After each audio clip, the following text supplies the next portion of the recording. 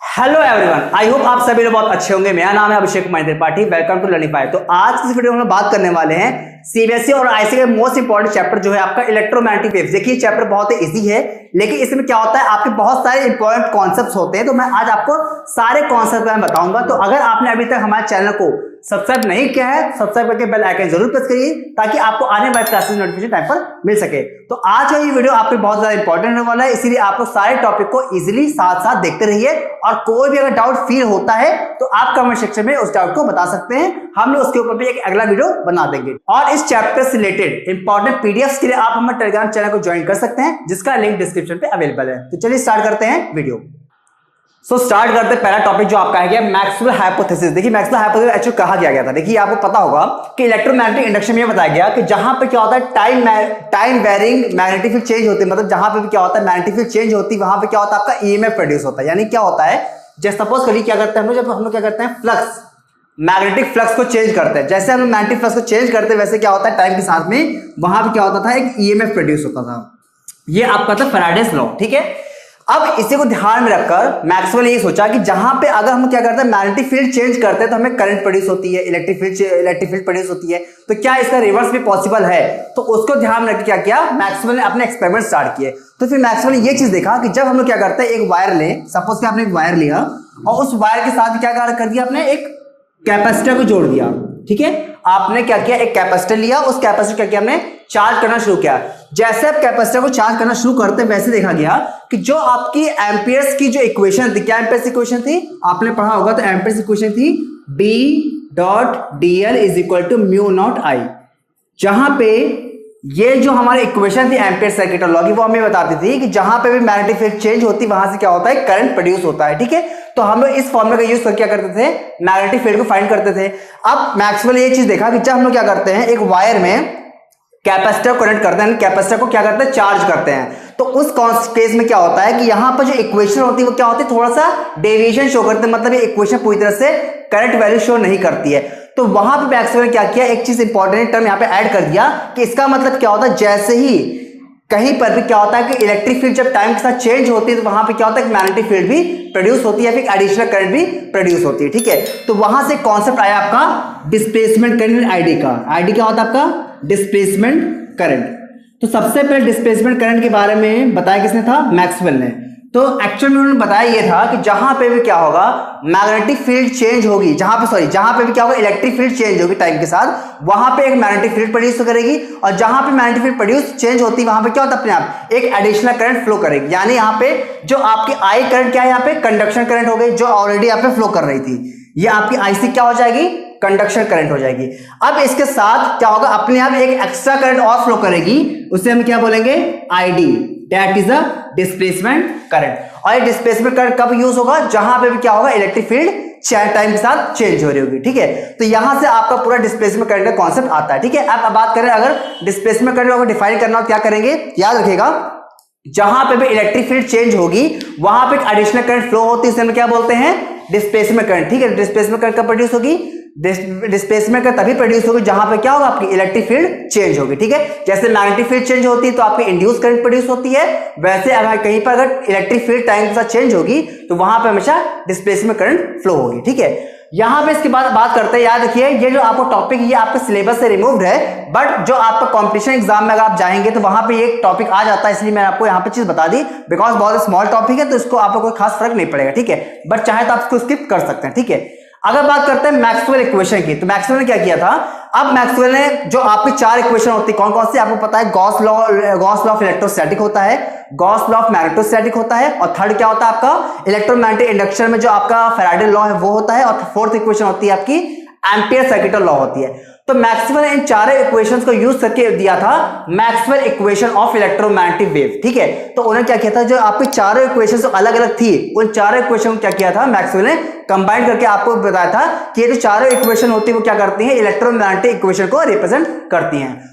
तो अब यहां पे देखते हैं Maxwell equation of electromagnetic wave. देखिए यहां पे क्या था आपको पता होगा कि यहां पे जो आपका सेकंड चैप्टर है इलेक्ट्रोस्टैटिक था, वहां पे आपने पढ़ा होगा गॉस लॉ ऑफ इलेक्ट्रोस्टैटिक। ठीक है, तो गॉस लॉ ऑफ इलेक्ट्रोस्टैटिक जो होता है उसको हम क्या बोलते हैं मैक्सवेल फर्स्ट इक्वेशन बोलते हैं। ठीक है, तो यहां पे क्या है आपका इंटीग्रेशन E डॉट ds, यहां पे E क्या है आपका इलेक्ट्रिक फील्ड हो गया, ds क्या हो गया आपका एरिया वेक्टर हो गया, और यहां पे क्या हो जाएगा Q यानी क्या है हो गया चार्ज और एप्सिलॉन नॉट क्या होता है आपका परमिटिविटी ऑफ फ्री स्पेस। ठीक है, तो ये जो आपकी इक्वेशन है गॉस लॉ ऑफ इलेक्ट्रोस्टैटिक, इसी को हम लोग क्या बोलेंगे, मैक्सवेल फर्स्ट इक्वेशन बोलेंगे। ठीक है, अब बात करते हैं आपकी सेकंड जो इक्वेशन, ये आपका मैग्नेटिक चैप्टर से आती है। सेकंड इक्वेशन क्या है आपकी, integration B dot ds equal to 0। ये जो आपकी इक्वेशन इसे बोलते हैं गॉस लॉ ऑफ मैग्नेटोस्टैटिक, जो आपकी क्या होती है, मैक्सवेल की सेकंड इक्वेशन होती है। ठीक है, आपको सारी इक्वेशन याद होनी चाहिए बिकॉज ये एज इट इज आपको लिखने के लिए आ जाता है। ठीक है, बात करते हैं थर्ड इक्वेशन की। थर्ड इक्वेशन जो है वो आपकी क्या है, आपकी फैराडेज इलेक्ट्रोमैग्नेटिक इंडक्शन से आई हुई है। यहां पे क्या दिखाता है, यहां पे एक क्वेश्चन ये रिप्रेजेंट कर रही है कि जहां पे भी क्या कर रहे हैं हम लोग मैग्नेटिक फ्लक्स में चेंज करते हैं, वहां पे क्या होता है, एक ईएमएफ यानी वोल्टेज प्रोड्यूस होता है। तो इसके लिए हम लोग क्या करते हैं, ये थर्ड इक्वेशन लिखते हैं जिसको बोलते हैं Maxwell third equation of electromagnetic wave. ठीक है, और जो आपकी लास्ट इक्वेशन है, लास्ट इक्वेशन होती है वो आपकी क्या होती है, एम्पियर सर्किट लॉ से आती है, जहां पे मैक्सवेल ने क्या किया था, यहां पे एक्स्ट्रा टर्म यानी आईडी को यूज किया था, जो क्या होता है आपका डिस्प्लेसमेंट करंट होता है, जिसके बारे में मैंने आपको पहले ही बता दिया है। ठीक है, तो ये जो आपकी इक्वेशन, इसे हम क्या बोलते हैं, मॉडिफाइड एम्पियर्स लॉ भी बोलते हैं। ठीक है, यहां पे क्या किया गया है, जो एम्पियर्स लॉ था वहां पे क्या किया गया, एक एडिशनल टर्म को यहां पे ऐड किया, दैट इज डिस्प्लेसमेंट करंट को, इसीलिए से क्या बोलते हैं मॉडिफाइड एम्पियर्स लॉ, और इसे किसने किया था, मैक्सवेल ने किया था। ठीक है, जेसी मैक्सवेल ने इसको किया था। ठीक है, ये आपकी क्या होती है, fourth equation of electromagnetic waves होती है। ठीक है, जब क्या करते हैं हम चारों इक्वेशंस को आपस में कंबाइन करते हैं, तब जाके क्या होता है, हमारी इलेक्ट्रोमैग्नेटिक वेव की इक्वेशन आती है। ठीक है, इलेक्ट्रोमैग्नेटिक वेव की एक वेव इक्वेशन फॉर्म होती है, इसीलिए यहाँ पे जो चारों इक्वेशन बहुत ज्यादा इंपॉर्टेंट है। ठीक है, बात करते हैं अगर कि इनका यूज करके अगर इक्वेशन बनानी है तो कैसे बनाएंगे, तो ये जो आपका पोर्शन, जो आपका ग्रेजुएशन का पोर्शन है, आपके हायर स्टडीज में चीज पढ़ाई जाती है, वहां तक आपको नहीं जाना है। आपको सिर्फ ये चीज याद रखना है कि इलेक्ट्रोमैग्नेटिक वेव पढ़ने से पहले आपको ये चारों इक्वेशंस का पता होना चाहिए, जहां पे चारों इक्वेशन में ये जो आपके दो इक्वेशंस हैं, ये आपकी इक्वेशंस क्या दिखाती है, ये दिखाती है कि flux electric field magnetic field change होगी तो वहां पे इलेक्ट्रिक फील्ड प्रोड्यूस होगा, और ये इक्वेशन दिखाती है कि जहां पे आपकी इलेक्ट्रिक फील्ड चेंज होगी वहां पे एक एडिशनल करंट फ्लो होना स्टार्ट हो जाएगी। ठीक है, तो ये आपकी हो जाएगी Maxwell four equation of electromagnetic wave. ठीक है, अब बात करते हैं इलेक्ट्रोमैग्नेटिक वेव एक्चुअल होता क्या है। ठीक है, देखिए पहले आपको याद रखना है कि जब कोई चार्ज पार्टिकल रेस्ट में होता है, ठीक है, चार्ज पार्टिकल अगर आपका रेस्ट में होगा तो वो क्या करता है, केवल और केवल इलेक्ट्रिक फील्ड प्रोड्यूस करता है। ठीक है, अगर यहाँ पे कोई चार्ज पार्टिकल मैंने लिया प्लस चार्ज, ठीक है, अगर ये क्या रेस्ट में है, ठीक है, तो वो क्या करेगा, केवल इलेक्ट्रिक फील्ड प्रोड्यूस करता है। ठीक है, और अगर यही चार्ज पार्टिकल क्या हो, आपको मूविंग कंडीशन में हो, लेकिन मूविंग कैसे, कांस्टेंट वेलोसिटी से, कांस्टेंट वेलोसिटी से अगर क्या कर रहा है, मूव कर रहा है, तो उस केस में क्या होगा, ये आपके इलेक्ट्रिक फील्ड भी प्रोड्यूस करेगा और साथ साथ मैग्नेटिक फील्ड भी प्रोड्यूस करेगा, जो कि आप लोगों ने मैग्नेटिक चैप्टर में देखा था। ठीक है, अब यहां पे क्या होता है, जब अगर आपको ये चार्ज पार्टिकल है, ये क्या होगा, एक्सीलरेटेड चार्ज पार्टिकल हो। एक्सीलरेटेड चार्ज पार्टिकल का मतलब होता है वेलोसिटी जहां पे कांस्टेंट थी, अब वो वेलोसिटी कांस्टेंट ना हो, यानी क्या हो, यहां पर एक्सीलरेशन हो।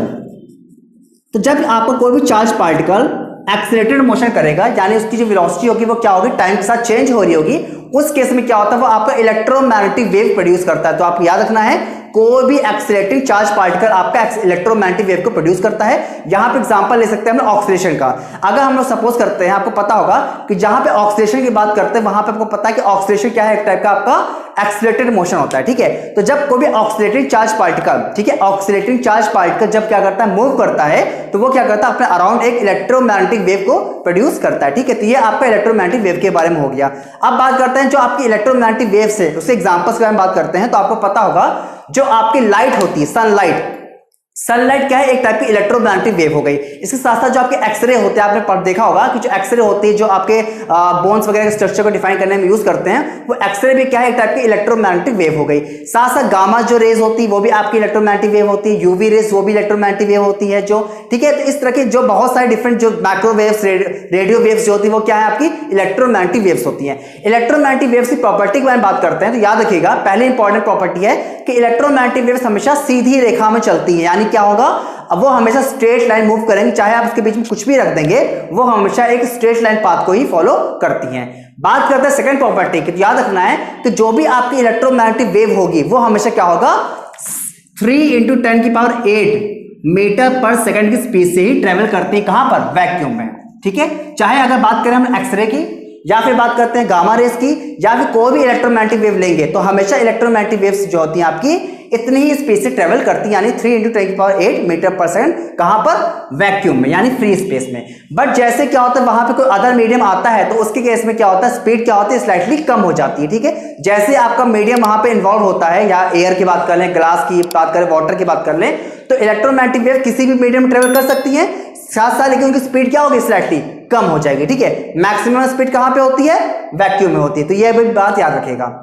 बात करते हैं एक और चीज की है, तो इलेक्ट्रोमैग्नेटिक वेव्स जो होती हैं वो आपकी वैक्यूम में ट्रेवल कर सकती हैं। जैसे आपको पता होगा साउंड वेव जो होता है, साउंड वेव क्या होता है, आपका वैक्यूम में ट्रेवल नहीं कर सकता, वो केवल केवल कहां ट्रेवल कर सकता है, जहां पे कोई मीडियम होगा। ठीक है, बट इलेक्ट्रोमैग्नेटिक वेव जो होती है वो आपकी किसी भी मीडियम में, चाहे कोई भी मीडियम हो उसमें ट्रेवल कर सकती है, या फिर मीडियम ना भी हो तो भी क्या होता है, वो ट्रेवल कर सकती है। ठीक है, तो ये हो गया आपका इलेक्ट्रोमैग्नेटिक वेव के बारे में। एक और प्रॉपर्टी की बात करते हैं, तो इलेक्ट्रोमैग्नेटिक वेव जो होती है वो क्या होती है, ट्रांसवर्स इन नेचर होती है। अब यहां पर ट्रांसवर्स का मतलब समझ लीजिए।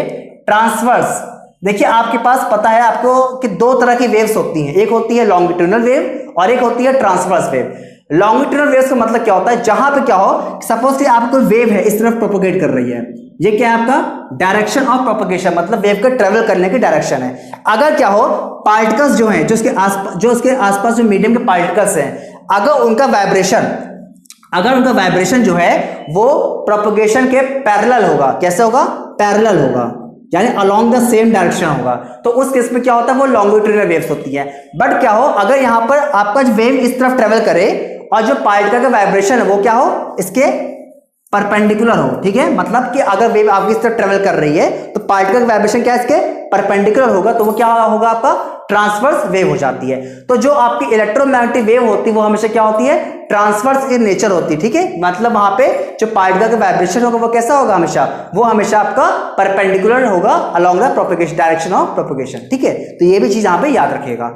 अब बात करते हैं कि जो आपको इलेक्ट्रोमैग्नेटिक वेव होती है, अब वहां पे याद रखिएगा इसको इलेक्ट्रोमैग्नेटिक कहते क्यों है, इसलिए इसको इलेक्ट्रोमैग्नेटिक बोलते हैं, बिकॉज जो आपकी वेव होती है, लाइट के बारे में बात करते हैं, सनलाइट के बारे में बात करते हैं, तो सनलाइट में आपकी इलेक्ट्रिकल प्रॉपर्टी भी होती है, साथ साथ उसकी मैग्नेटिक प्रॉपर्टी भी होती है। तो इसलिए यहाँ पे क्योंकि आपके इस तरह की वेव्स में इलेक्ट्रिक प्रॉपर्टी भी है, साथ साथ मैग्नेटिक प्रॉपर्टीज भी हैं, इसीलिए इसको क्या बोलते हैं, इलेक्ट्रोमैग्नेटिक वेव्स बोलते हैं। ठीक है, तो जब हम लोग क्या करते हैं, इलेक्ट्रोमैग्नेटिक वेव के डायग्राम को एक्सप्लेन करते हैं, तो वहां पे हम लोग इलेक्ट्रिकल फील्ड को भी एक्सप्रेस करते हैं, साथ साथ वहां पे मैग्नेटिक फील्ड को भी एक्सप्रेस करते हैं। अब बात करते हैं इलेक्ट्रोमैग्नेटिक वेव्स जो है उसका अगर हम डायग्राम बनाएं या स्पेक्ट्रम बनाना चाहे तो कैसे बनाएंगे। देखिए यहाँ पे सिंपल है, सपोज करिए आपकी इलेक्ट्रोमैग्नेटिक वेव है वो आपकी एक्स डायरेक्शन में ट्रेवल कर रही है। ठीक है, तो अगर यहाँ पे क्या है, ये जो एक्स है वो क्या हो गया, आपका डायरेक्शन ऑफ प्रोपेगेशन हो गया। अब जो बॉडी की जो इलेक्ट्रोमैग्नेटिक वेव की जो इलेक्ट्रिक प्रॉपर्टी है, इलेक्ट्रिक वेक्टर्स है, उसे कैसे रिप्रेजेंट करेंगे, वो आपका क्या होगा, इसके परपेंडिकुलर, यानी कि आपका इस तरह से हो जाएगा। ये आपका क्या है, ये आपका हो जाएगा उसकी इलेक्ट्रिकल फील्ड हो जाएगी, ये आपकी इलेक्ट्रिकल फील्ड को एक्सप्रेस कर रहा है। बिकॉज मैंने बताया था कि ये ट्रांसवर्स इन नेचर होता है, तो क्या है यहाँ पे देखिए पार्टिकल वाइब्रेशन क्या है, परपेंडिकुलर हो रहा है, तो ये आपका किसको रिप्रेजेंट कर रहा है, उसकी इलेक्ट्रिकल प्रॉपर्टी को रिप्रेजेंट कर रहा है, इलेक्ट्रिकल प्रॉपर्टी से इलेक्ट्रिकल वेक्टर्स को रिप्रेजेंट कर रहा है। ठीक है, आप इसको वेक्टर से फॉर्म बना सकते हैं। अब इसके अंदर क्या होगा, मैग्नेटिक प्रॉपर्टीज भी होंगी, तो मैग्नेटिक प्रॉपर्टीज कहां पे होंगी, देखिए यहाँ पे कौन सी डायरेक्शन खाली है, जेड डायरेक्शन, तो यहाँ पे जो आपकी मैग्नेटिक प्रॉपर्टी होगी वो आपकी इस तरह से होंगी, ये। ठीक है, इसको हम ऐसे रिप्रेजेंट कर सकते हैं। तो यहां पे जो आप देख रहे हैं, ये जो आपका पोर्शन है, ये क्या दिखा रहा है आपका, ये आपका दिखा रहा है मैग्नेटिक प्रॉपर्टी को। ठीक है, तो जो आपका एक्स डायरेक्शन है वो आपका डायरेक्शन प्रोपेगेशन को दिखा रहा है, वाई डायरेक्शन क्या दिखा रहा है, आपकी इलेक्ट्रिकल प्रॉपर्टीज को दिखा रहा है, जबकि जेड डायरेक्शन की तरफ जो आपका यहाँ प्रोपेगेशन है वो क्या दिखा रहा है, आपको मैग्नेटिक प्रॉपर्टीज को डिफाइन कर रहा है। ठीक है, तो यहां से आपको एक चीज क्लियर हो रही है कि direction of propagation, electrical vectors और मैग्नेटिक वेक्टर्स तीनों क्या होते हैं, आपस में म्यूचुअली परपेंडिकुलर होते हैं, यानी कि आपको तीनों जो प्रॉपर्टीज, तीनों जो आपके टर्म्स होंगे वो क्या होंगे, आपस में 90 डिग्री पर होंगे। ठीक है, तो यहां पे ये चीज क्लियर होती है, ये आपका क्या है, इलेक्ट्रोमैग्नेटिक वेव का एक डायग्राम हो गया। ठीक है, जहां पे भी आपको इलेक्ट्रोमैग्नेटिक वेव के बारे में लिखने को आएगा, वहां पे मैंने आपको जितने टर्म्स बताए हैं, डिफाइन किया है, इलेक्ट्रोमैग्नेटिक वेव होती क्या है, इसकी प्रॉपर्टीज क्या होती हैं, और इसका डायग्राम, आपको ये सारी चीजें यहाँ पे एक्सप्रेस करनी होंगी। ठीक है, अब यहाँ पे एक चीज और देख लेते हैं, वो है आपकी इक्वेशन ऑफ वेव। ठीक है, तो आप याद रखिएगा कि जो आपकी वेव की इक्वेशन होती है वो कैसी होती है, यहाँ पे आपको याद रखना, पहले देखिए यहाँ पे इलेक्ट्रिकल प्रॉपर्टीज भी हैं और मैग्नेटिक प्रॉपर्टीज भी हैं, तो यहाँ पे हम इलेक्ट्रिकल प्रॉपर्टीज के लिए अलग इक्वेशन लिखेंगे और मैग्नेटिक प्रॉपर्टीज के आप लोग अलग इक्वेशन लिखेंगे। अगर यहाँ पे इलेक्ट्रिकल प्रॉपर्टी की बात करते हैं तो लिखते हैं E = E0 sin omega t - kx। ये क्या आपका इलेक्ट्रिकल प्रॉपर्टीज को रिप्रेजेंट कर रहा है। और मैग्नेटिक प्रॉपर्टीज के लिए क्या हो जाएगा, B = B0 sin omega t minus kx। तो ये आपका क्या हो रहा है, ये आपका इलेक्ट्रिकल प्रॉपर्टीज को रिप्रेजेंट कर रहा है, ये आपका मैग्नेटिक प्रॉपर्टीज को रिप्रेजेंट कर रहा है। तो ये दोनों जो इक्वेशंस हो जाएंगे वो क्या हो जाएगा, आपका इलेक्ट्रोमैग्नेटिक वेव को रिप्रेजेंट कर रही है। यहाँ पे जो E0 और B0 है, ये क्या होता है, इसका एम्पलीट्यूड होता है। क्या होता है, एम्पलीट्यूड, यानी कि maximum value of electric field and maximum value of magnetic field. ये आपका हो जाएगा E0 और B0 हो जाएगा, ठीक है। ओमेगा क्या होता है, ओमेगा पता है आपको एंगुलर फ्रीक्वेंसी होती है, इसको एंगुलर वेलोसिटी भी बोलते हैं। यहाँ पे जो के टर्म है ये बहुत ज्यादा इंपॉर्टेंट है। यहाँ पे जो के होता है इसे हम लोग बोलते हैं प्रोपगेशन वेक्टर, या क्या बोलते हैं, वेव वेक्टर बोल सकते हैं आप इसको, वेव वेक्टर या फिर प्रोपगेशन वेक्टर बोलते हैं, जिसका फॉर्मूला होता है, याद रखिएगा, k होता है 2π/λ। ये फॉर्मूला याद रखिएगा, बिकॉज ये फॉर्मूला बहुत ज्यादा यूज होता है, ठीक है। तो ये जो आपका के होता है, ये के ही रिप्रेजेंट करता है कि जो वेव है वो कैसी है, प्रोग्रेसिव नेचर की। यानी प्रोग्रेसिव का मतलब क्या है कि वेव क्या है, आपकी ट्रेवलिंग नेचर की है। तो जहां पे भी आपका के टर्म यूज होता है, ये दिखाता है कि जो वेव है आपकी कॉन्टिन्यूअसली क्या हो रही है, मूव कर रही है, ठीक है। तो इसीलिए यहाँ पे के टर्म को यूज किया है। और यहाँ पे जो एक्स है, ये एक्स क्या दिखा रहा है, ये एक्स दिखा रहा है कि वेव जो है किस डायरेक्शन में ट्रेवल कर रही है। क्योंकि यहाँ पे वेव जो है वो एक्स डायरेक्शन में ट्रेवल कर रही है, इसलिए यहाँ पे क्या है, इक्वेशन में एक्स यूज किया। अगर आपकी वेव जो है जेड डायरेक्शन में ट्रेवल करेगी तो वहां पे क्या करेंगे हम लोग, जेड यूज करेंगे, ठीक है। तो ये जो आपका टर्म होता है वो दिखाता है कि जो वेव है वो किस डायरेक्शन में ट्रेवल कर रही है, ठीक है। तो इस तरह से आपकी वेव इक्वेशन हो गई। अब इसका जो सेकंड पार्ट है वहां पे हम कुछ अदर पार्ट्स के बारे में बात करेंगे, कुछ अदर टर्म्स के बारे में बात करेंगे और इसके स्पेक्ट्रम को देखेंगे कि इलेक्ट्रोमैग्नेटिक वेव का एक्चुअल में स्पेक्ट्रम होता कैसे, ठीक है। आई होप आपको सारी चीज समझ में आ गई होंगी। अगर आपको फिर भी कोई डाउट होता है तो आप कमेंट सेक्शन में बता सकते हैं। और अगर आपने अभी तक हमारे चैनल को सब्सक्राइब नहीं किया है, सब्सक्राइब करके बेल आइकन जरूर प्रेस कीजिए ताकि आपको आने वाली वीडियोस नोटिफिकेशन टाइम पर मिल सके। और हमारे टेलीग्राम चैनल को ज्वाइन कर सकते हैं जिसका लिंक डिस्क्रिप्शन में अवेलेबल है। मिलते हैं नेक्स्ट वीडियो में, धन्यवाद।